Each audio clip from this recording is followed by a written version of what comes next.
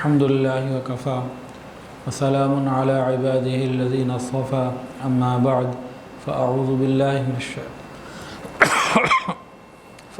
بالله من الشيطان الرجيم بسم الله الرحمن الرحيم ألف لام ميم الله لا إله إلا هو الحي القيوم نزل عليك الكتاب بالحق مصدقا لما بين يديه وأنزل التوراة والإنجيل سبحان ربك رب العزة عما يصفون وسلام على المرسلين والحمد لله رب العالمين اللهم صل على سيدنا ومولانا محمد وعلى آل سيدنا ومولانا محمد وبارك وسلم اللهم صل على سيدنا ومولانا محمد وعلى آل سيدنا ومولانا محمد وبارك وسلم اللهم صل على سيدنا ومولانا محمد وعلى آل سيدنا ومولانا محمد وبارك وسلم.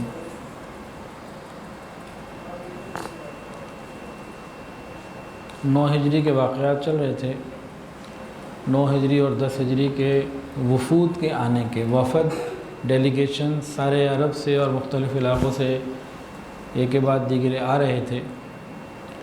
تو 13 وفد تک تو ہم ذکر کر چکے ہیں. 14واں وفد جو تھا یہ عیسائیوں کا تھا اور نجران کے علاقے سے تھا. اس کا ذکر قرآن مجید میں بھی ہے. عیسائیوں سے باقاعدہ بات چیت ہوئی، ڈائلاگز ہوئے، وہی آتی رہی، نبی علیہ السلام جواب دیتے رہے، حتیٰ کہ مباہلہ بھی ہوا. قرآن مجید میں بھی اس کا ذکر ہے. عیسائیوں کا جب وفد آیا، بات چیت ہوئی، تو سورہ آل عمران کی 80-82 آیات نازل ہوئیں. عیسائی حضرت عیسیٰ علیہ السلام کو اللہ کا بیٹا بھی کہتے تھے اور اللہ خدا بھی مانتے تھے، تثلیث کے قائل تھے. یہ نجران کے علاقے تھے. نجران کا علاقہ کون سا ہے؟ یمن کے اندر ایک بہت بڑا شہر ہے. مکہ مکرمہ سے 7 منزل دور یہ واقع ہے، اور اس کی چھوٹی بڑی جو مختلف ملحقہ آبادیاں ہیں، بستیاں ہیں، گاؤں ہیں، ان کی تعداد 73 بتائی جاتی ہے، 73. اور وہ اصحاب الاخدود جن کا قرآن مجید میں ذکر ہے سورہ بروج میں، جن کو جلا دیا گیا تھا خندق کھود کے، وہ بھی نجران کی کسی بستی میں تھے.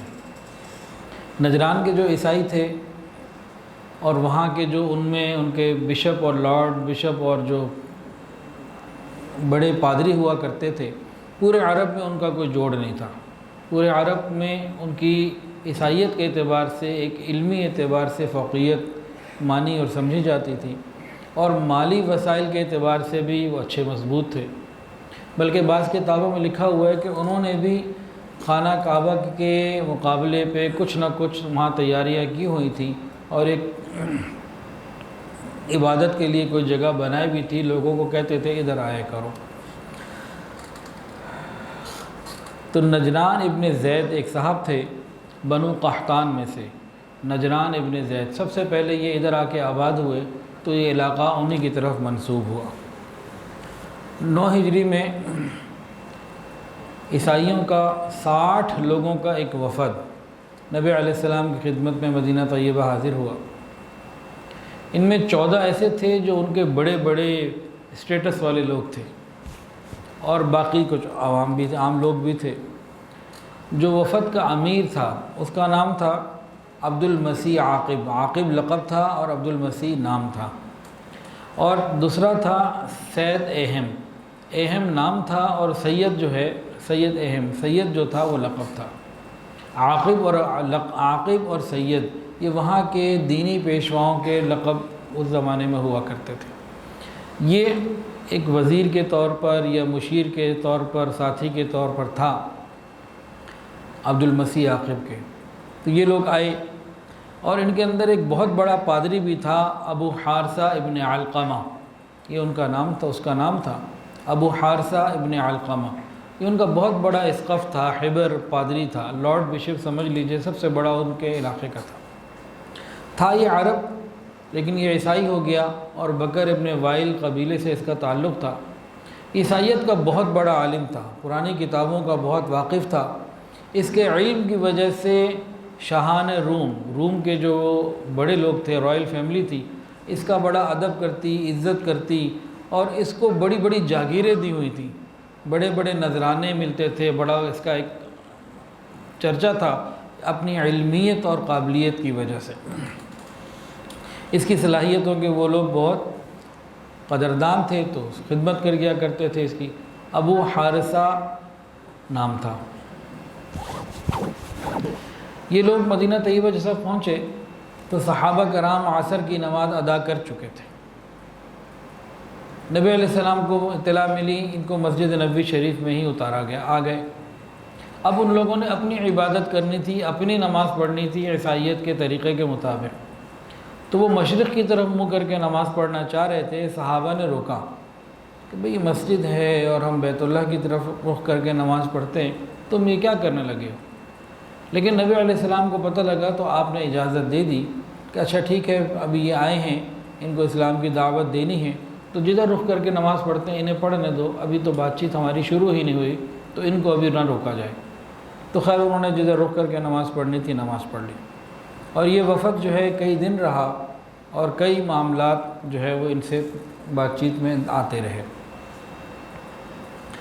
سب سے پہلے جو بات چیت ہوئی نا، وہ حضرت عیسیٰ علیہ السلام کی الوہیت اور ابنیت کے اوپر، کہ حضرت عیسیٰ علیہ السلام خدا ہیں ان کے بقول، اور اللہ کے بیٹے ہیں ان کے بقول، اس کے اوپر بات چیت سب سے پہلے یہاں سے شروع ہوئی۔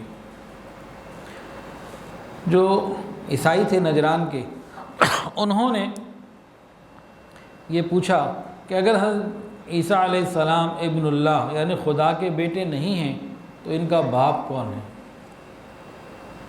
ہم کہتے ہیں خدا کے بیٹے ہیں، آپ کہتے ہیں نہیں ہیں۔ اچھا چلو جی، اگر آپ کہتے ہو خدا کے بیٹے نہیں ہیں تو پھر ان کا باپ کون ہے یہ بتائیے۔ سوال کس سے تھا؟ آقائے نامدار حضرت محمد مصطفیٰ احمد مجتبیٰ سرکار دو عالم صلی اللہ علیہ وسلم سے تھا۔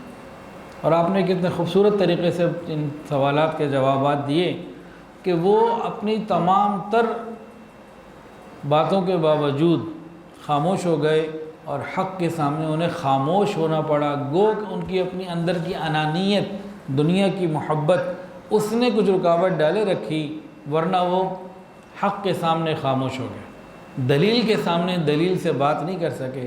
ہاں، ضد اور ہٹ درمی یہ ایک الگ چیز ہے، میں نہ مانوں یہ ایک الگ کارروائی ہے۔ نبی علیہ السلام نے پوچھا، ان کا سوال کیا تھا کہ اگر عیسیٰ علیہ السلام خدا کے بیٹے نہیں ہیں تو پھر ان کا باپ کون ہے؟ اگر حضرت عیسیٰ علیہ السلام اللہ کے بیٹے نہیں ہیں تو ان کا باپ کون ہے؟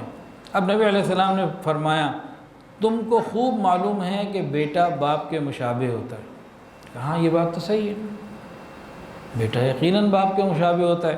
پھر نبی علیہ السلام نے جب ان کو اس بات پہ قائل کیا تو پھر فرمایا کہ دیکھو بھئی، نتیجہ یہ نکلا اس بات کا کہ اگر حضرت عیسیٰ علیہ السلام خدا کے بیٹے ہیں تو خدا کے ساتھ مشابہت ہونی چاہیے، اور اللہ تعالیٰ کے بارے میں تو یہ ہے لیس کمثلہ شیء، اللہ کے جیسا ہے ہی کوئی نہیں،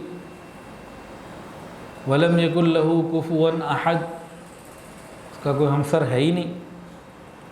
پھر نبی علیہ السلام نے فرمایا، کیا تمہیں نہیں معلوم کہ ہمارا پروردگار، ہمارے سے مراد ہمارا بھی تمہارا بھی، ہم سب کا، مسلمانوں کا بھی عیسائیوں کا بھی، کیا ہمارا پروردگار حی لا یموت ہے؟ کیا تمہیں یہ نہیں معلوم؟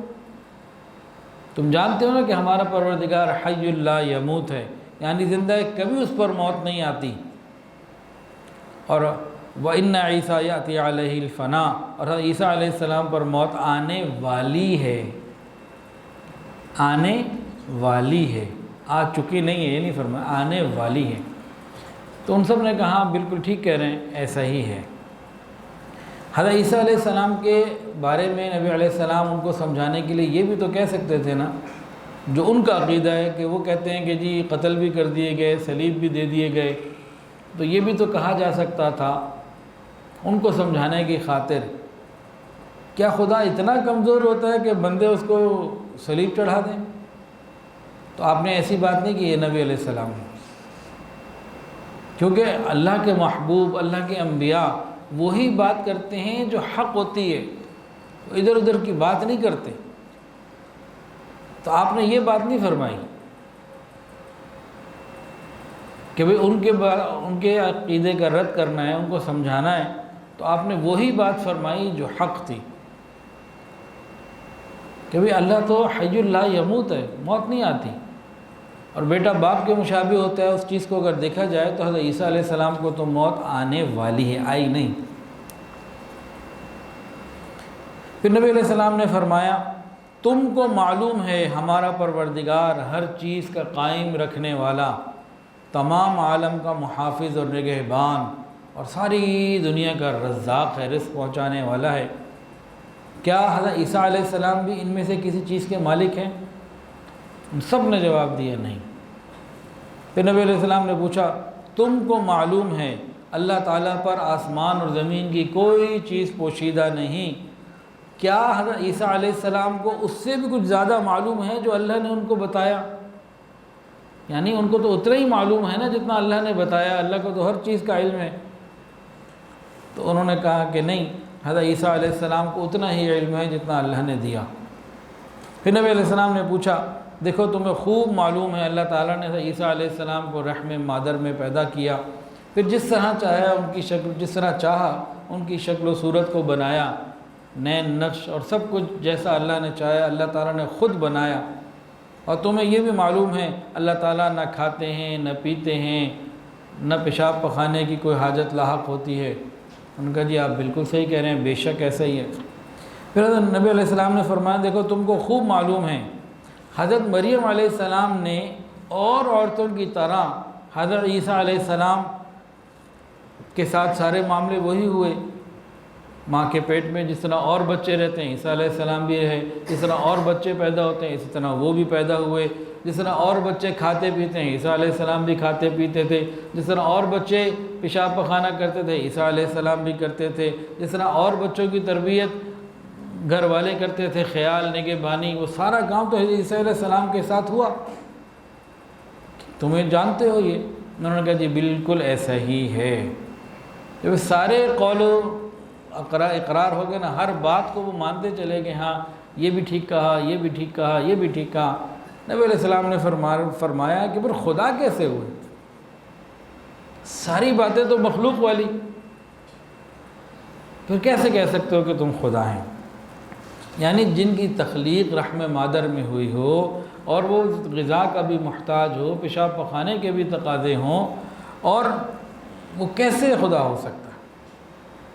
خیر ان پہ حق تو واضح ہو گیا، اب بات تو کوئی نہ بنی، لیکن کہنے لگے کہ نہیں ہم نہیں مانا، میں نہ مانوں، بس یہ بات انہوں نے پکڑی دی۔ تو قرآن مجید میں سورہ آل عمران کی آیات نازل ہوئی جس میں اس کے بارے میں تفصیلات آئیں۔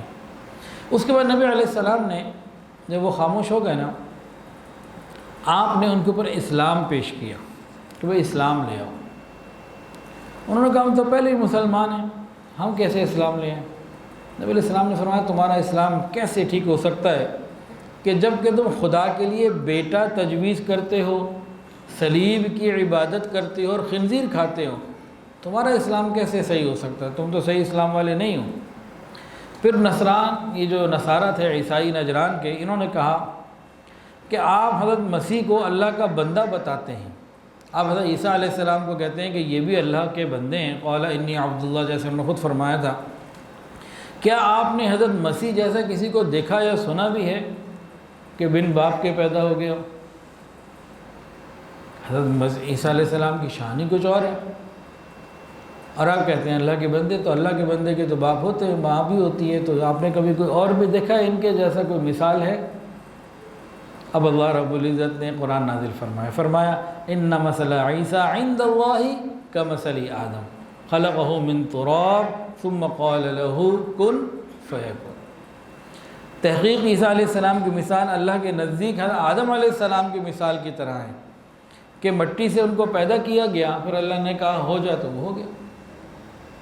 وہ کہتے تھے کوئی اور ایسی مثال ہے، تو اللہ رب العزت نے حضرت آدم علیہ السلام کی مثال پیش کر دی جو ان سے بھی بڑھ کے ہے۔ کیا مطلب؟ حضرت عیسیٰ علیہ السلام کے والد نہ تھے، ماں تو تھی، حضرت آدم علیہ السلام کی نہ ماں نہ باپ، ان مثل عیسیٰ عند اللہ کمثل آدم، کہتا ہے عیسیٰ علیہ السلام کی مثال تو آدم علیہ السلام جیسی ہے۔ اگر ان کو خدا یا خدا کا بیٹا کہنا ہے تو پھر آدم علیہ السلام کو کیا کہو گے بھائی؟ ان کو اللہ کا بندہ مانتے ہو تو ان کو کیوں نہیں مانتے؟ تو قرآن مجید یہ نازل ہوا، ان مثل عیسیٰ عند اللہ کمثل آدم، کہ اللہ تعالیٰ کے نزدیک عیسیٰ علیہ السلام کی مثال آدم علیہ السلام کی مثال کی مانند ہے، کہ مٹی سے ان کو بھی پیدا کیا، ان کو بھی پیدا کیا، پھر فرمایا ہو جاؤ، وہ ہو گیا۔ اور یہ بات اللہ کی طرف سے حق ہے، بس تم شک کرنے والوں میں سے مت ہونا۔ پھر آگے اللہ رب العزت نے پھر وہ مانتے نہیں تھے نا بات کو دلائل سے، اللہ تعالیٰ نے فرمایا اگر اس علم اور حقیقت کے بعد بھی آپ سے کوئی عیسیٰ علیہ السلام کے بارے میں جھگڑا کرے تو یہ کہہ دیجئے آؤ بلائیں ہم اپنے بیٹوں کو اور اپنی عورتوں کو، اور ہم خود بھی آتے ہیں، تم بھی آؤ، اپنی جانوں کو لاؤ، اپنی عورتوں کو اور اپنے بیٹوں کو لے کر آؤ، پھر ہم مباہلہ کریں، یعنی اللہ تعالیٰ سے دعائیں کریں اور جھوٹوں پر اللہ کی لعنت ڈالیں۔ یہ مباہلہ کیا ہے؟ یہ قرآن مجید کے اندر سورہ آل عمران میں یہ آیت ہے اس کی۔ مباہلہ کسے کہتے ہیں؟ مباہلہ اسے کہتے ہیں کہ دو فریق ہیں اور کسی بات کے اوپر اختلاف ہے،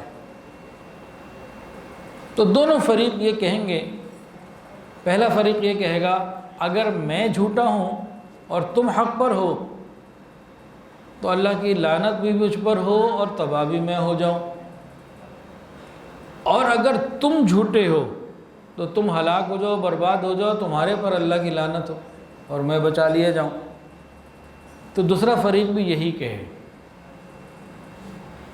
اسے مباہلہ کہتے ہیں۔ خیر جب اللہ رب العزت کا حکم آیا، آیت قرآن آ گئی، رسول اللہ صلی اللہ علیہ وسلم مباہلے کے لیے تیار ہو گئے اور ان کو چیلنج دے دیا آ جاؤ۔ اگلے دن نبی کریم صلی اللہ علیہ وسلم مباہلے کے لیے جب تیار ہو کے آئے تو امام حسن رضی اللہ تعالیٰ عنہ، امام حسین رضی اللہ تعالیٰ عنہ، فاطمہ الزہرا رضی اللہ تعالیٰ عنہ اور حضرت علی رضی اللہ تعالیٰ عنہ، ان سب کو لے کر آئے اور بالکل تیار تھے کہ آؤ جی پھر ٹھیک ہے، ابھی ہم ایک دوسرے پہ اس طرح مباہلہ کرتے ہیں، پھر جو حق ہوگا وہ بچ جائے گا، جو جھوٹا اور باطل ہوگا وہ تباہ ہو جائے گا، اللہ کے عذاب کی پکڑ میں آ جائے گا۔ اب یہ عیسائی بھی سامنے سے آ گئے، انہوں نے جب اتنے خوبصورت نورانی اور منور چہروں کو دیکھا مرعوب ہو گئے، ڈر گئے اور ایک دم رک گئے، اور نبی علیہ السلام سے کہا کہ دیکھیں بھئی ہمیں کچھ ذرا مشورے کی مہلت دے دیں، ابھی تھوڑا سا ٹائم دے دیں۔ اب وہی مہلت نکال کے پھر ذرا سائڈ پہ ہو گئے، گویا کہ بھاگ گئے اور سائڈ پہ ہو کے آپس میں مشورہ کرنے لگے، اور جب مشورہ کرنے لگے تو سید اہم نے عبد المسیح عاقب سے کہا کہ خدا کی قسم تمہیں خوب معلوم ہے کہ یہ نبی مرسل ہیں، نبی ہیں، پکے نبی ہیں، تم نے اگر ان سے مباہلہ کر لیا تم ہلاک اور برباد ہو جاؤ گے۔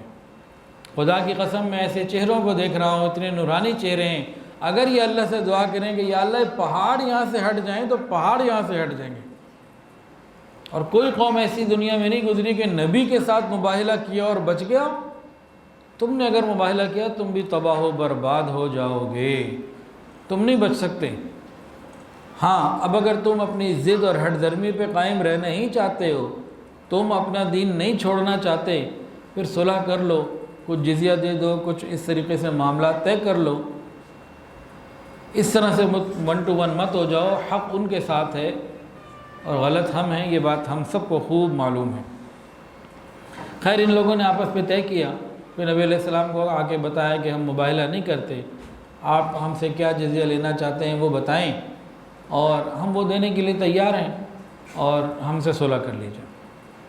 نبی علیہ السلام نے ان کی بات سنی، پھر آپ نے فرمایا قسم ہے اس ذات پاک کی جس کے قبضے میں میری جان ہے، عذاب اہل نجران کے سروں پر آ گیا تھا، اگر یہ لوگ مباہلہ کرتے تو بندر اور سور بنا دیے جاتے اور تمام وادی آگ بن کر ان کے اوپر برستی اور تمام اہل نجران ہلاک ہو جاتے، حتیٰ کہ درختوں کے اوپر کوئی پرندہ بھی باقی نہ رہتا، یہ سب تباہ ہو جاتے اگر یہ مباہلے کے لیے آ جاتے۔ خیر پھر اگلے دن نبی کریم صلی اللہ علیہ وسلم نے ان کے ساتھ ایک معاہدہ کیا اور کچھ اس کی تفصیلات نکات جو طے کیے، جن میں سے بعض یہ ہیں۔ پہلی بات یہ کہ اہل نجران کو سالانہ 80,000 درہم ادا کرنے ہوں گے، 40,000 رجب کے مہینے میں اور 40,000 سفر کے مہینے میں۔ فرمائے کہ اہل نجران پہ جو ہم اپنا قاصد بھیجیں گے 1 مہینے تک یہ اس کی مہمان نوازی کریں گے۔ تیسرا کہ یمن میں اگر کوئی ایسی بات پیش آ جائے، کوئی فتنہ آ جائے، مسلمانوں کو اگر ضرورت ہوئی اسلحے کی، تو یہ اہل نجران مسلمانوں کو 30 زرہیں دیں گے، 30 گھوڑے دیں گے اور 30 اونٹ دیں گے استعمال کے لیے، ضرورت کے لیے، اور بعد میں مسلمان ان کو واپس کر دیں گے ضرورت پوری ہونے پہ۔ ہاں اس دوران اگر کوئی نقصان ہو گیا تو مسلمان اس کا پھر تاوان ادا کریں گے۔ چوتھی شرط یہ رکھی کہ اللہ اور اس کے رسول ان کے جان و مال کی حفاظت کا ذمہ دار ہے، ان کے اموال، ان کے املاک، ان کی ساری چیزیں، جائیدادیں، ان کے حقوق، ان کے عبادت کے طور طریقے اور ان کے جو پادری ہے وہ سب کچھ اسی طرح ایز اٹ از چلتا رہے گا، کوئی تبدل اور کوئی تغیر ان میں نہیں ہوگا، اور جاہلیت کے زمانے میں سے کسی خون کا ان سے مطالبہ نہ ہوگا، اور ان کی سرزمین میں کوئی لشکر بھی داخل نہیں ہوگا۔ وہ جزیہ دیتے رہیں، امن کے ساتھ اپنا وہاں زندگی گزارتے رہیں اپنے دین اور اپنے معاملات کے مطابق۔ ہاں، 5ویں بات یہ تھی، جو شخص ان سے حق کا مطالبہ کرے گا تو ظالم اور مظلوم کے درمیان انصاف کے مطابق فیصلہ ہوگا۔ اگر کوئی کہتا ہے جی ان لوگوں نے ہمارے ساتھ اچھا کیا، برا کیا، تو وہ جو بھی معاملہ ہوگا وہ حق اور انصاف کے مطابق ہوگا۔ اور 6ٹھی بات یہ فرمائی، جو شخص سود کھائے گا میرا ذمہ اس سے بری ہے۔ مسلمانوں میں سے کوئی سود کھائے تو اس کا ذمہ کون لے؟ فرمایا کہ جو ان میں سے میرا باقی معاہدہ ہو رہا ہے، اللہ بھی ذمہ دار، میں بھی ذمہ دار، ضمانت ہر چیز کی ہم دے رہے ہیں، لیکن سود خور کو نہ اللہ کی طرف سے کوئی ضمانت، نہ نبی کی طرف سے کوئی ضمانت۔ 7ویں بات، اگر کوئی شخص ظلم اور زیادتی کرے گا تو اس کے بدلے میں کوئی دوسرے شخص کو نہیں پکڑا جائے گا، اسی ظالم کو ہی پکڑا جائے گا، اسی سے معاملہ کیا جائے گا۔ اور لکھا کہ یہ اللہ اور اس کے رسول کا ذمہ ہے جب تک یہ لوگ ان باتوں پر قائم رہیں۔ ہاں، معاہدے کی خلاف ورزی کریں تو پھر خود توڑنے والے ہوئے، خود باغی ہوئے۔ پھر بعد مسلمانوں نے اس معاہدے کے اوپر دستخط کیے، صحابہ نے، ہے اس میں سے ابو سفیان رضی اللہ تعالیٰ عنہ، اعلان ابن عمر، مالک ابن عوف، اقرا ابن حابس اور مغیرہ ابن شعبہ رضی اللہ تعالیٰ عنہ اجمعین، ان لوگوں نے مسلمانوں کی طرف سے اس عہد نامے کے اوپر دستخط کیے۔ جب یہ عیسائی واپس جانے لگے نجران کے، تو انہوں نے نبی علیہ السلام سے عرض کیا، یا رسول اللہ، کوئی ایک شخص ہمارے ساتھ بھیج دیجئے، ہو وہ امانت دار، امین، ہم وہاں جائیں گے، جو مال ہم نے طے کیا آپ کو دینا ان کے حوالے کر دیں گے، امین ہو تاکہ پورا آپ کو پہنچا دیں۔ نبی کریم صلی اللہ علیہ وسلم نے ارشاد فرمایا، میں نہایت امانت دار شخص کو تمہارے ساتھ کروں گا۔ یہ کہہ کے ابو عبیدہ الجراح رضی اللہ تعالیٰ عنہ کو، جو عشرہ مبشرہ میں سے بھی ہیں، ان کو فرمایا کہ یہ جائیں گے، اور فرمایا کہ امین هذه الامہ، یہ اس امت کے امین ہیں۔ ان کو روانہ کر دیا۔ اب یہ لوگ روانہ ہو گئے، مدینہ سے چلے۔ اب نجران کے قریب جب پہنچ گئے تھے اور نجران صرف ایک منزل باقی رہ گیا تھا، تو وہاں کے لوگوں کو پتہ لگ گیا کہ نجران کے لوگ واپس آ رہے ہیں، جو ہمارا وفد گیا ہوا تھا مدینہ، یہ واپسی پر ہے۔ وہ لوگ آگے آئے، آگے بڑھ کر ان لوگوں کا استقبال کیا اور سلام دعا ہوئی، خیر خیریت ہوئی، پوچھا بھئی کیا بنا؟ اب ان لوگوں نے، جو وفد کے لوگ تھے، جو تحریری معاہدہ ہوا تھا وہ آنے والوں کے سپرد کیا، اور آنے والوں میں بھی ایک بڑا پادری تھا، وہ اس کو دیکھ کے پھر پڑھنے لگا۔ ابھی وہ پڑھ ہی رہا تھا کہ اسی دوران ابو حارثہ، یہ جو ان کا سب سے بڑا راہب تھا، جو نجران کے وفد کے ساتھ مدینہ گیا تھا، اس کے خچر کو نہ کوئی ٹھوکر لگی، کچھ ہوا، تو اس سے کچھ گرنے وغیرہ کا ڈر ہوا، ٹھوکر کھائی۔ تو ابو حارثہ کے چچا زاد کرز ابن علقمہ کی زبان سے نبی علیہ السلام کے بارے میں کوئی برا جملہ نکلا، نعوذ باللہ، کوئی بڑا جملہ نکلا، بہت کوئی برا جملہ نکلا، میں بول نہیں رہا، ہمت نہیں ایسی۔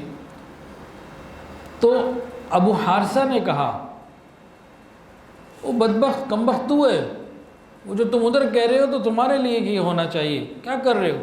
وہ اللہ کے نبی ہیں، وہ حق اور سچ ہیں، وہ نبی مرسل ہیں، اور یہ وہی نبی ہیں جن کی تورات اور انجیل میں بشارت دی گئی۔ یہ وفد جب واپس پہنچا، قریب تھا، تو یہ بات وہاں پہ آئی۔ تو کرز نے کہا، جب تمہیں اتنا یقین ہے تو ایمان کیوں نہیں لے آتے؟ اب ابو حارثہ نے کہا اصل میں ان بادشاہوں نے ہمیں جو مال و دولت دیا ہوا ہے، ہمیں نذرانے آتے ہیں، ہماری جاگیریں ہیں، ہمارے چڑھاوے ہیں، ہمارے معاملات ہیں، اگر ہم نے کلمہ پڑھ لیا تو یہ روم کے جو بادشاہ ہیں یہ ہم سے رخ پھیر لیں گے، اپنی عنایات ہم سے روک لیں گے، ورنہ حق تو یہی ہے کہ مسلمان بھی حق پہ ہیں، نبی علیہ السلام بھی حق پر ہیں، لیکن ہمارے ساتھ رکاوٹ یہ ہے۔ کرد ابن علقمہ نے جیسے یہ بات سنی نا اپنے چچا زاد بھائی سے، جو عیسائیوں کا بہت بڑا عالم، جن کے اوپر یہ اپنی ہر بات یقین رکھتے تھے، وہاں سے اپنی اونٹنی نکالی، کہا میں تو اس کو مدینہ پہنچ کے ہی کھولوں گا، یعنی میں راستے میں کہیں اور انتظار نہیں کر سکتا، اب میں مدینہ جاؤں گا۔ یہ خیر وہاں سے نکلے اور لگاتار شوق کے ساتھ سفر کرتے ہوئے درمیان میں محبت سے اشعار پڑھتے رہے، اور نبی علیہ السلام کی خدمت میں حاضر ہو کے کلمہ پڑھ کے مسلمان ہو گئے، اور پھر یہیں مدینہ میں رہ گئے، وہیں رہتے رہے، زندگی وہیں گزاری، اور پھر کسی معرکے میں جہاد میں شریک ہوئے اور پھر اسی میں شہید ہوئے۔ ان کے مقدر میں ایمان تھا، اللہ نے عطا کر دیا۔ پھر چند دن کے بعد سید اہم اور عبد المسیح عاقب، یہ جو دونوں آئے تھے نا نجران کے وفد کے ساتھ، یہ دونوں بھی آئے، اور آنے کے بعد کلمہ پڑھا، مسلمان ہو گئے۔ رسول اللہ صلی اللہ علیہ وسلم نے ان کو حضرت ابو ایوب انصاری رضی اللہ عنہ کے مکان میں رکھا، ان کی ایک مہمان نوازی کی خیال کیا، لیکن وہ ابو حارثہ وہ نہیں آیا۔ نجران میں دو فریق تھے، ایک کو کہا جاتا ہے امیین اور ایک کو کہا جاتا تھا نصارہ کے دو فرق تھے، نصارہ کے دو فریق تھے، دو فرقے کہہ لیجئے، دو گروہ کہہ لیجئے۔ تو ان میں سے ایک تو مکمل مسلمان ہو گئے تھے، نبی علیہ السلام نے وہاں پہ حضرت علی کو بھیجا تھا کہ ابھی ان سے زکوٰۃ صدقات وغیرہ وصول کیے جائیں، اللہ کا حکم پورا کیا جائے۔ اور دوسرا ایک تھا جو مسلمان نہیں ہوا، ان لوگوں نے پھر جزیہ دینا قبول کیا اور ان کی طرف جزیہ لینے کے لیے بھیجا گیا۔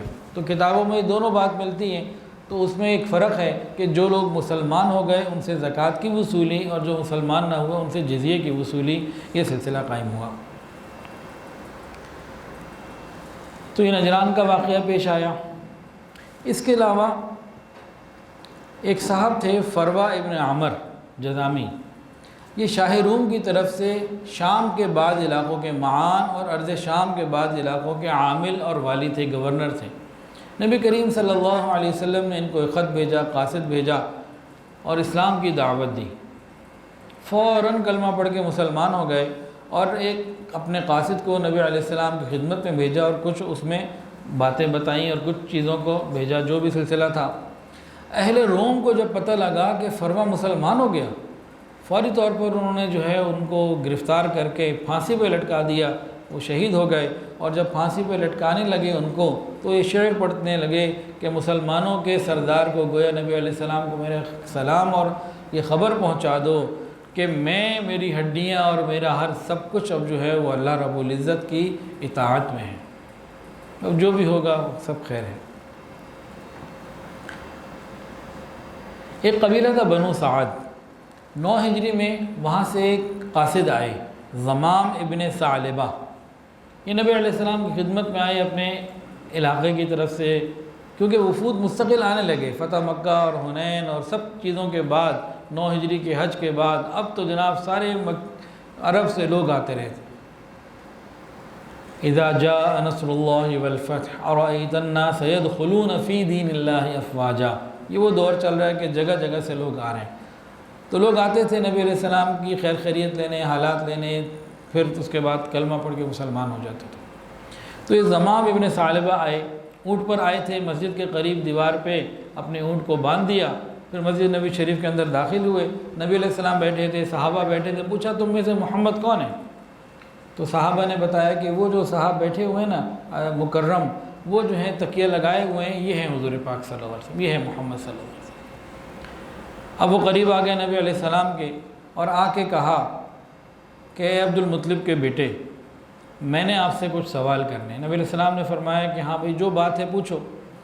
تو انہوں نے کہا کہ بھئی جو سوال میں نے کروں گا ذرا سختی سے، تو آپ نے دل میں برا نہیں ماننا میرے لہجے کا، میرے انداز کا، میں نے سوال ضرور پوچھنے ہیں، اور ذرا سوال پھر ذرا تگڑے انداز سے پوچھنے ہیں۔ حضور نے فرمایا بھئی جو تمہیں کچھ پوچھنا ہے پوچھ لو، کیا پوچھنا ہے تمہیں؟ اس نے کہا میں آپ کو قسم دے کے بھیجتا ہوں کہ اللہ نے آپ کو بھیجا ہے سارے انسانوں کی طرف نبی بنا کے۔ نبی علیہ السلام نے فرمایا ہاں اللہ نے مجھے بھیجا ہے، اور اللہ تو گواہ ہے نا۔ پھر اگلا سوال، کیا اللہ نے آپ کو حکم دیا ہے کہ ہم لوگ 5 نمازیں ادا کیا کریں ایک دن میں؟ نبی علیہ السلام نے فرمایا کہ ہاں مجھے اللہ نے حکم دیا۔ کیا اللہ نے آپ کو حکم دیا کہ آپ ہمیں یہ کہیں کہ ہم رمضان کے روزے 1 مہینے کے رکھا کریں ہر سال؟ فرمایا کہ ہاں اللہ نے حکم دیا۔ کیا اللہ نے آپ کو حکم دیا کہ آپ ہمیں زکوٰۃ کا حکم دیں، اپنے امیروں سے مال لے کے غریبوں کو دے دیں؟ نبی علیہ السلام نے فرمایا مجھے اللہ نے حکم دیا، اور کہا اللہ تو گواہ ہے نا۔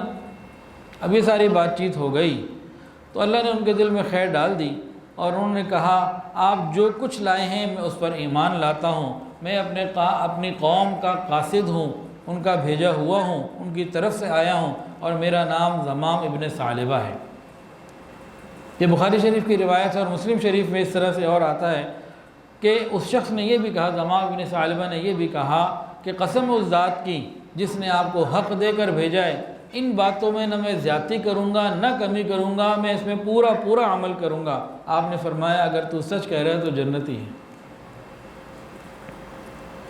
تو ضمام ابن ثعلبہ رضی اللہ تعالیٰ کلمہ پڑھ کے مسلمان ہوئے، اور پھر نبی علیہ السلام سے دعائیں لے کے رخصت ہوئے اور اپنی قوم میں آئے۔ قوم میں آئے تو سب کو جمع کر لیا، سب کو مجمع لگا لیا، جمع کر لیا، اور جب بات شروع کی تو پہلا جملہ یہ تھا کہ لات اور عزیٰ بہت ہی برے ہیں، بالکل ہی بیکار ہیں، بہت برے ہیں۔ لوگوں نے کہا ضمام کیا کہہ رہے تو دیکھ تو صحیح کیا کہہ رہے ہیں، یہ ایسا نہ تم کوڑی ہو جاؤ، مجنون ہو جاؤ، یہ لات عزیٰ تمہارا کچھ بگاڑ دیں۔ انہوں نے کہا افسوس ہے تم لوگوں کے اوپر، خدا کی قسم یہ لات و عزیٰ نہ تمہیں نقصان پہنچا سکتے ہیں نہ نفع پہنچا سکتے ہیں۔ اللہ نے اپنے نبی کو بھیجا، اپنی کتاب ان کے ساتھ بھیجی، انہوں نے تمہیں ان خرافات سے، مصیبتوں سے نکال دیا ہے۔ میں ان کے پاس حاضر ہوا ہوں، تمہیں پتہ تو ہے، وہاں سے میں احکامات سیکھ کر آیا ہوں۔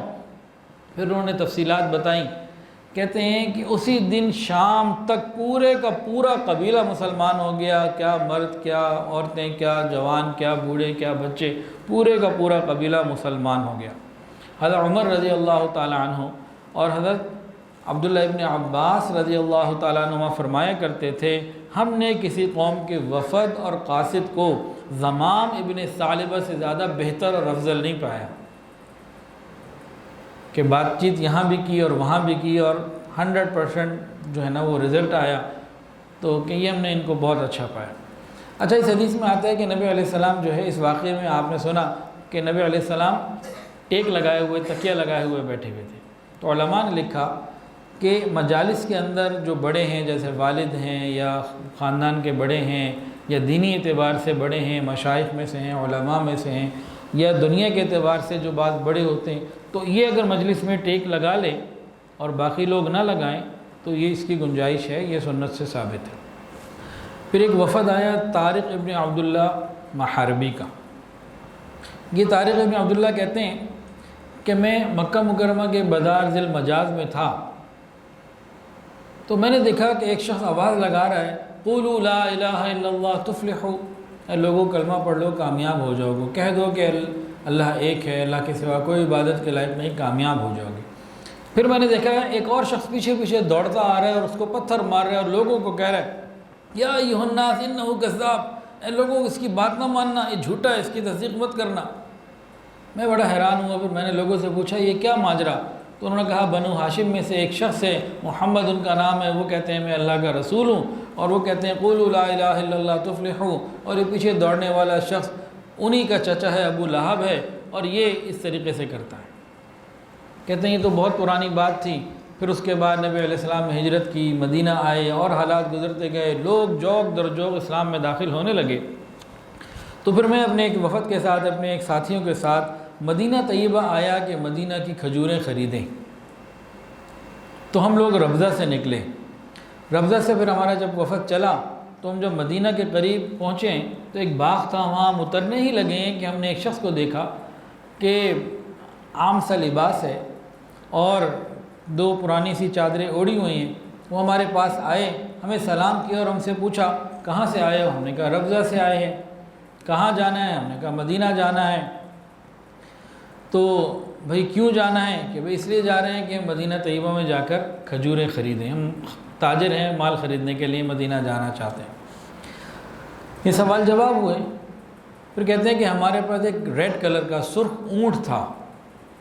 سرخ اونٹ یہ بڑی قیمتی چیز ہوتی تھی، بڑی عمدہ سواری اور بڑا اس کا ایک مقام ہوتا تھا، پوزیشن ہوتی تھی۔ ہمارے پاس ایک سرخ اونٹ تھا۔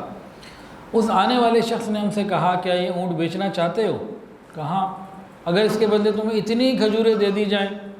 کہا اتنی کھجوروں کے بدلے ہم یہ اونٹ دینے کے لیے راضی ہیں، آپ یہ اونٹ لے لیں اور ہمیں اتنی کھجوریں مدینہ کی دے دیں، یہ ڈیل ہماری طے ہو گئی۔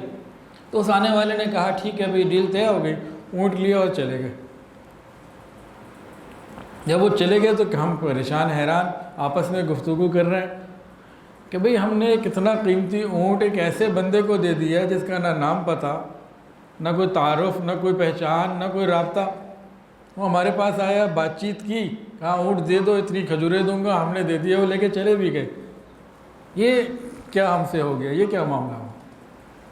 یہ آپس میں بات چیت کر رہے تھے تو ان کی عورتوں میں سے ایک عورت پردے میں تھی، تو اندر سے اس نے آواز دی، ہودج میں اونٹ کے اندر وہ جو بنا ہوتا تھا بیٹھنے کا عورتوں کا ہودج، اس میں بیٹھی بھی تھی۔ اس نے کہا ارے تم پریشان نہ ہو، اس کے چہرے کو دیکھا تھا کتنا منور، چودھری رات کے چاند سے زیادہ تو اس کا روشن چہرہ تھا، پریشانی کی کوئی بات نہیں ہے، میں ضمانت دیتی ہوں وہ تمہارے پیسے پورے دے گا، تم نے جو سودا کیا ہے نقصان کا سودا نہیں کیا، اور اگر وہ لے کے چلے گئے تو تمہارا کوئی گھاٹا نہیں، تمہیں پیسے پورے ملیں گے۔ وہ حضور پاک صلی اللہ علیہ وسلم تھے، یہ نہیں پہچانتے تھے یہ لوگ۔ خیر ابھی یہ لوگ بیٹھے ہوئے تھے، اتنی دیر میں ایک قاصد ایک بندہ آیا، اس نے کہا مجھے محمد رسول اللہ صلی اللہ علیہ وسلم اللہ کے رسول نے بھیجا ہے، اور یہ ساری کھجوریں تم لوگوں کے لیے دی ہیں، تم ان میں سے خوب کھا بھی لو اور وزن بھی کر لو، جتنی دینی تھی پوری ہیں کہ نہیں؟ کہتے ہیں کہ ہم نے خوب کھائیں، سب لوگوں نے خوب سیر ہو کے کھائیں، اس کے بعد وزن کیا تو جتنی انہوں نے ڈیل کی تھی، جتنا وزن دینا تھا وہ پورے کا پورا ہمیں مل گیا۔ کہتے ہیں کہ پھر ہم اس کے بعد مدینہ طیبہ اگلے دن پہنچے، جب مدینہ میں داخل ہوئے تو حضور پاک صلی اللہ علیہ وسلم ممبر پہ تشریف فرما تھے اور لوگوں کو خطبہ دے رہے تھے کہ بھئی دیکھو صدقہ اور خیرات کیا کرو، اوپر والا ہاتھ نیچے والے ہاتھ سے بہتر ہے، ماں باپ بہن اور بھائی، ماں باپ بہن اور بھائی یعنی قریبی رشتہ داروں کا زیادہ خیال رکھا کرو۔ تو یہ وفد تھا طارق ابن عبداللہ محاربی کا، جو کھجوریں خریدنے کے لیے آیا تھا۔ اس کے بعد ایک وفد آیا تجیب، وفد کا نام ہے تجیب۔ تجیب یمن کے علاقے کے اندر میں ایک شاخ ہے۔ تو قبیلہ تجیب کے 13 آدمی صدقات کا مال لے کے آئے اور نبی علیہ السلام کی خدمت میں آ کے سلام بھی پیش کیا اور صدقات کے مال بھی رکھے کہ جی یہ آپ کے لیے لے کر آئے۔ نبی علیہ السلام نے فرمایا کہ دیکھو تم وہیں کے غرباء میں اس کو تقسیم کر دو۔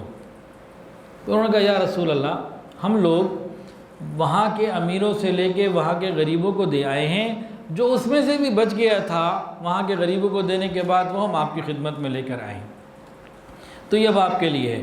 تو صدیق اکبر رضی اللہ عنہ بیٹھے ہوئے تھے، انہوں نے کہا یا رسول اللہ تجیب جیسا وفد تو آج تک کبھی نہیں آیا۔ آپ نے فرمایا بے شک ہدایت اللہ کے ہاتھ میں، اللہ تعالیٰ جسے چاہتا ہے خیر عطا فرما دیتا ہے اور خیر کا دروازہ اور ایمان کے لیے سینہ کھول دیتا ہے۔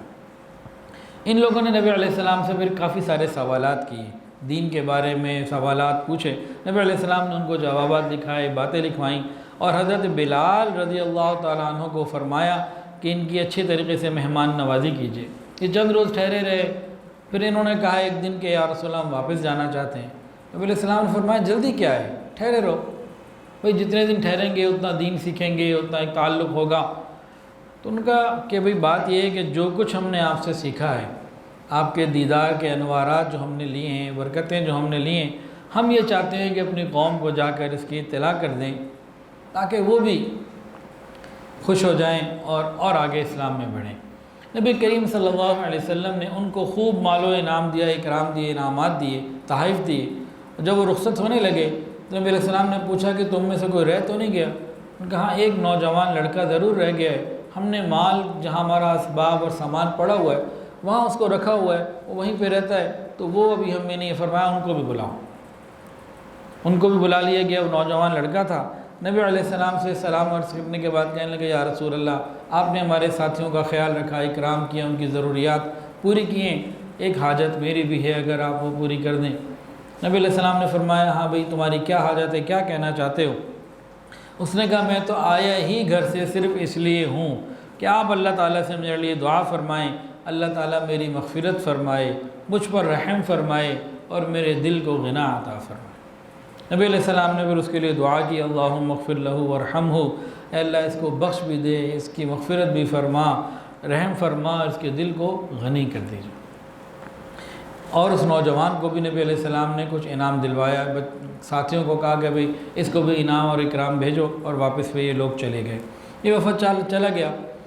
10 ہجری میں جب نبی علیہ السلام حج کے لیے گئے تو تجیب قبیلے کا وفد بھی حج کے لیے آیا تھا، وہاں نبی علیہ السلام سے ملاقات ہوئی تو نبی علیہ السلام نے اس ملاقات میں خاص طور سے اس نوجوان کا پوچھا کہ بھئی وہ نوجوان تمہارے ساتھ نہیں آیا جس کے لیے دعا کی تھی، کیا حال ہے اس کا؟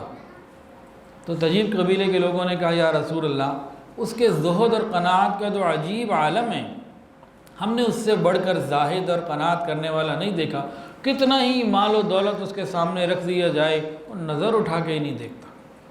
اللہ نے واقعی دل کا غنا عطا کر دیا، نبی علیہ السلام کی دعا قبول ہو گئی۔ نبی علیہ السلام اس نوجوان کے بارے میں اور بھی کچھ باتیں ہیں۔ جب نبی علیہ السلام پردہ فرما گئے، دنیا سے تشریف لے گئے، تو یمن کے اندر ان کے علاقے میں، تجیب کے علاقے میں لوگوں نے ارادہ کیا ہم اسلام کو چھوڑ دیں، دین کو چھوڑ دیں۔ اس قسم کے کچھ مسئلے پیدا ہوئے تھے فوری طور پر۔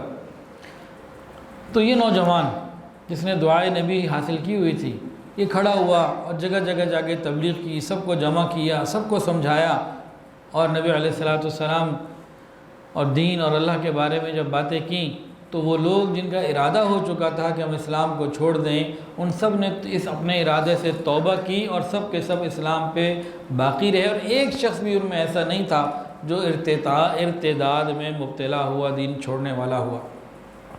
ادھر ابوبکر صدیق رضی اللہ تعالیٰ عنہ کو اطلاع ملی کہ یمن کے اندر یہ معاملہ ہوا، یہ لوگ چھوڑنا چاہتے تھے، اس نوجوان نے محنت کی اور پورا علاقہ جو ہے وہ بچ گیا، ان کے ایمان کی حفاظت اس نوجوان کی وجہ سے رہی۔ یہاں تک جب اطلاع نبی صدیق اکبر رضی اللہ عنہ کو وصول ہوئی تو آپ نے زیاد بن لبید کو لکھ کر بھیجا کہ اس نوجوان کا ہمیشہ خاص طور سے خیال رکھا گیا۔ ایسے لوگ قیمتی اثاثہ ہوتے ہیں جو دنیا کے مال و دولت سے ہٹ کر دین کی محنت کرنے والے ہیں، ان کا ہمیں خیال رکھنا چاہیے۔ یہ مدارس کے لوگ، یہ علماء، یہ مسجد کے امام حضرات، یہ مؤذن، یہ دنیا کے معاملات کو چھوڑ کر ہمارے دین کی فکر کرنے والے ہیں، ہمیں ان کا خیال رکھنے کی ضرورت ہے، ان کی ضروریات کو پورا کرنا، ان کی باقی چیزوں کو دیکھنا، انہیں عزت دینا، ان کی مورل سپورٹ کرنا، ان کی فائنینشیل سپورٹ کرنا، یہ ہماری ذمہ داری ہے۔ اس سے دین کی حفاظت کا ایک نظام بنایا اللہ رب العزت۔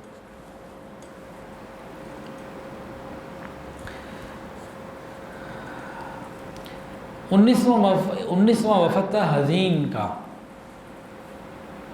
19واں وفد آنے کی ترتیب سے نہیں کہ 19 نمبر پر یہ آئے، کتابوں میں جو ترتیب لکھی ہے اس کی بات کر رہا ہوں۔ تو ایک وفد آیا حزین کا، جس وقت وہ پہنچا نا مسجد نبوی شریف میں تو حضور صلی اللہ علیہ وسلم نماز جنازہ پڑھ رہے تھے۔ یہ لوگ علیحدہ بیٹھ گئے، نماز میں شریک ہی نہ ہوئے۔ آپ جب فارغ ہو گئے تو دیکھا اس سائڈ پہ بیٹھے، ان کو بلایا، بھئی کیا بات ہے، تم نماز نہیں پڑھی، تم مسلمان نہیں ہو؟ کہا بلا شبہ مسلمان ہیں، پھر تم نے اپنے بھائی کی نماز جنازہ میں شرکت کیوں نہیں کی؟ ان کا یا رسول اللہ ہم نے یہ گمان کر لیا تھا کہ جب تک ہم آپ کے ہاتھ پر بیعت نہ ہو جائیں اور آپ سے ہم دعائیں نہ لے لیں، ہمیں تسلی نہیں ہوگی کہ پتہ نہیں ہمارا جو اسلام ہے وہ کس درجے کا ہے، قبول ہے نہیں ہے، ہمارے لیے نماز جنازہ پڑھنا جائز ہے نہیں ہے۔ ہم اس شش و پنج میں تھے، ہم نے بس ایک گمان کیا ہوا تھا، تو بس اس لیے ہم رہ گئے۔ تو نبی علیہ السلام نے فرمایا تم مسلمان ہو جہاں بھی ہو۔ پھر ان لوگوں نے نبی علیہ السلام کے ہاتھ پر بیعت کی اور دعائیں لے کے رخصت ہوئے۔ ان میں ایک نوجوان تھا جو سب سے کم عمر تھا، اس کو ان لوگوں نے سامان کی حفاظت کے لیے چھوڑا ہوا تھا۔ تو ہم جب واپس جانے لگے تو نبی علیہ السلام نے، وہ نوجوان نبی علیہ السلام کی طرف بڑھا اور آگے بڑھ کے اس نے بیعت کی اور نبی علیہ السلام سے ملاقات ہوئی۔ تو ہم نے کہا یا رسول اللہ یہ ہم میں سب سے چھوٹا ہے اور ہم نے اس کو خدمت کے لیے مامور کیا ہوا ہے، یہ بہت ساری خدمتیں جو ہے نا یہ کرتا ہے، جیسے چھوٹے ہوتے ہیں تو بڑوں کی خدمت کی جاتی ہے، تو نبی علیہ السلام نے فرمایا قوم میں جو سب سے چھوٹا ہوتا ہے یہ اپنے بزرگوں کا خادم ہوتا ہے، اور اس کو دعا دی اللہ تعالیٰ تمہیں برکتیں عطا فرمائے۔ خدمت والوں کو دعائیں خوب ملتی ہیں، فرمایا اللہ تعالیٰ تمہیں خوب برکتیں عطا فرمائے۔ اللہ کے نبی کی دعا تھی، قبول ہو گئی، اور نبی علیہ السلام کی دعا کی برکت سے وہی سب سے زیادہ بہتر بنا، سب سے بڑا عالم دین عالم قرآن بنا، اور نبی علیہ السلام نے پھر اسی بچے کو اس پورے علاقے کے اوپر، ان لوگوں کے اوپر امیر اور امام مقرر کر دیا کہ دین کا علم زیادہ رکھنے والا ہے۔ آپ نے پچھلے بھی بیان میں سنا کہ نبی علیہ السلام نے امیر کس کو بنایا، حاکم کس کو بنایا، ذمہ دار کس کو بنایا؟ جو قرآن کا علم زیادہ رکھنے والا، جو دین کا علم زیادہ رکھنے والا۔ ہم لوگ چاہتے تو ہیں ملک ریاست مدینہ بن جائے، لیکن جب ووٹ ڈالنے کی باری آتی ہے تو بے دین لوگوں کو ووٹ ڈالتے ہیں اور سوچتے ہیں مدینہ بھی بن جائے۔ تو نبی علیہ السلام کا چناؤ تو دین کی طرف تھا، تو آپ نے جو قرآن کے عالم زیادہ تھے، نوجوان تھے، عمر میں کم تھے، چھوٹے تھے، ان کو امیر اور حاکم بنا دیا۔ اور نبی علیہ السلام نے جب یہ لوگ روانہ ہو گئے تو روانہ ہونے لگے تو ان کو خوب انعام و اکرام بھی دیا، اور جب یہ وطن واپس چلے گئے، اپنے وطن جا کے، اپنے قبیلے حدیم میں جا کے ان لوگوں نے دین کی دعوت دی، تو ماشاءاللہ یہ پورا قبیلہ بھی کلمہ پڑھ کر مسلمان ہو گیا۔ ایک وفد آیا تھا بنی فزارہ، یہ بھی 9 ہجری میں آیا تھا۔ غزوہ تبوک کی واپسی کے بعد بنو فزارہ کے تقریباً 14 آدمی بارگاہ نبوی میں آئے، سلام کیا۔ نبی علیہ السلام نے ان کے شہروں کا حال دریافت کیا۔ انہوں نے کہا یا رسول اللہ، ہم قحط کی وجہ سے بہت پریشان ہیں، تباہ ہیں۔ تو نبی علیہ السلام نے ان کے لیے بارش کی دعائیں کی، اور اللہ رب العزت نے ان کے لیے آسانیاں پیدا فرما دیں۔ اللہ تعالیٰ سے دعا ہے اللہ تعالیٰ ہماری بھی تمام پریشانیوں کو دور فرمائے، ہماری رکاوٹوں کو دور فرمائے۔ وآخر دعوانا ان الحمد للہ رب العالمین۔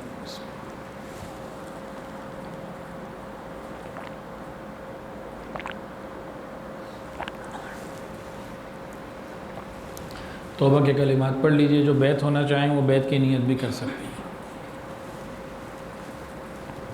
ساتھ ساتھ پڑھ لیجئے، بسم اللہ الرحمن الرحیم، لا الہ الا اللہ محمد الرسول اللہ، اشہد ان لا الہ الا اللہ و اشہد ان محمدا عبدہ و رسولہ، استغفر اللہ ربی من کل ذنب و اتوب الیہ، استغفر اللہ ربی من کل ذنب و اتوب الیہ، استغفر اللہ ربی من کل ذنب و اتوب الیہ، برحمتک یا ارحم الراحمین۔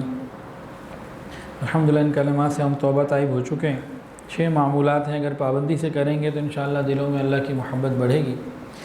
پہلی چیز ہے استغفار، استغفر اللہ ربی من کل ذنب و اتوب الیہ۔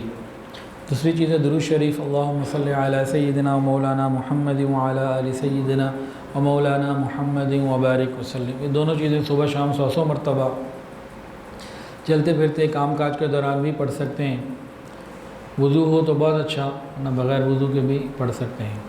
تیسری چیز ہے قرآن مجید کی روزانہ تلاوت، 1 سپارہ ہو جائے تو بہت اچھا، نہیں تو آدھا سپارہ صحیح۔ ایسا نہ ہو کہ ہم فیس بک کا پیج تو روز کھولیں اور قرآن مجید کا پیج نہ کھول سکیں۔ چوتھی چیز ہے وقوف قلبی، اللہ رب العزت کا دھیان، چلتے پھرتے اللہ تعالیٰ کی طرف متوجہ رہنا۔ پانچویں چیز ہے مراقبہ، مراقبہ کہتے ہیں آنکھوں کو بند کر کے، سر کو جھکا کے، خیال کر کے بیٹھ جانا کہ اللہ کی رحمت آ رہی ہے، میرے دل میں سما رہی اور میرا دل کہہ رہا ہے اللہ اللہ اللہ۔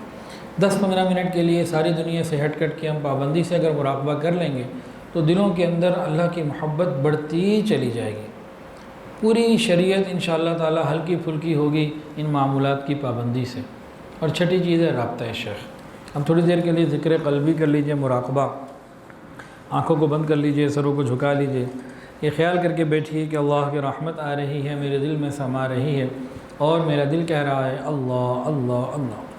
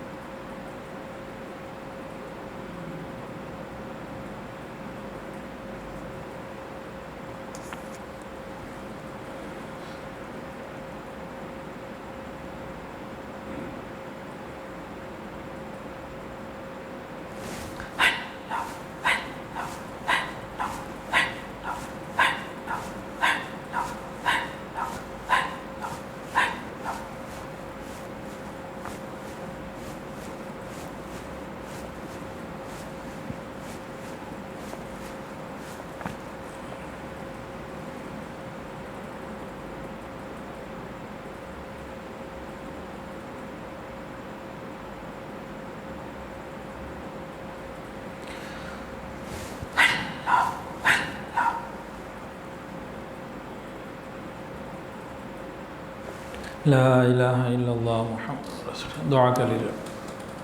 الحمدللہ رب العالمین، الحمدللہ رب العالمین، وصلی اللہ علی النبی الامی الکریم۔ ربنا ظلمنا انفسنا وان لم تغفر لنا وترحمنا لنکونن من الخاسرین۔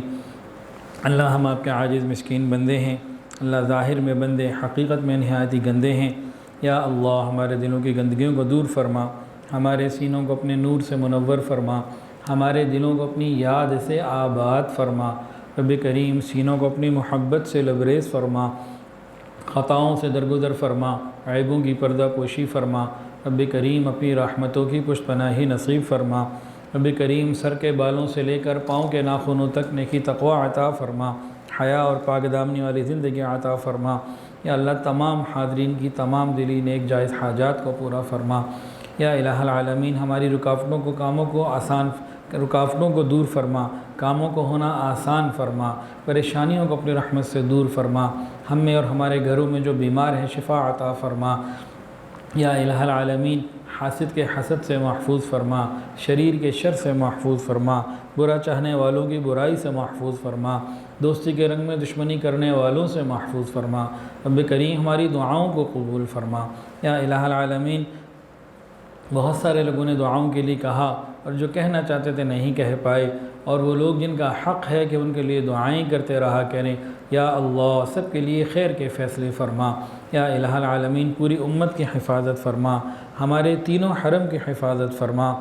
رب کریم دعوت اور تبلیغ کے کام کی حفاظت فرما، جہاں اللہ دن خانقاہوں کی حفاظت فرما، تمام مساجد، مدارس، مراکز عربیہ کی حفاظت فرما، اقامت دین کی کوششیں کرنے والوں کی حفاظت فرما۔ یا الہ العالمین جب ہماری موت کا وقت آ جائے اللہ ہماری زبانوں سے کلمہ جاری فرما دینا۔ یا اللہ جب تک زندگی ہے انتہائی آسانی، عافیت اور سہولت والی زندگی ایمان کے ساتھ عطا فرما، اور یا اللہ جب آخری وقت آئے یا اللہ پہلے راضی ہونا پھر موت عطا فرمانا۔ یا اللہ ہمارے گناہوں کو معاف فرما۔ یا الہ العالمین ہماری دعاؤں کو قبول فرما۔ یا اللہ جو مانگا ہے عطا فرما، جو مانگنا چاہیے تھا نہیں مانگ پائے وہ بھی عطا فرما۔ رب کریم اپنی شان کے مطابق عطا فرما۔ وصلی اللہ تعالی علی خیر خلقہ سیدنا و مولانا محمد وعلی آلہ واصحابہ و اہل بیتہ اجمعین، آمین یا رب العالمین، آمین برحمتک یا ویڈیو کے نیچے سبسکرائب کے بٹن پہ کلک کریں، بیل کے آئیکن پہ کلک کیجئے تاکہ ہر نئی ویڈیو کی نوٹیفیکیشن آپ کو مل جائے۔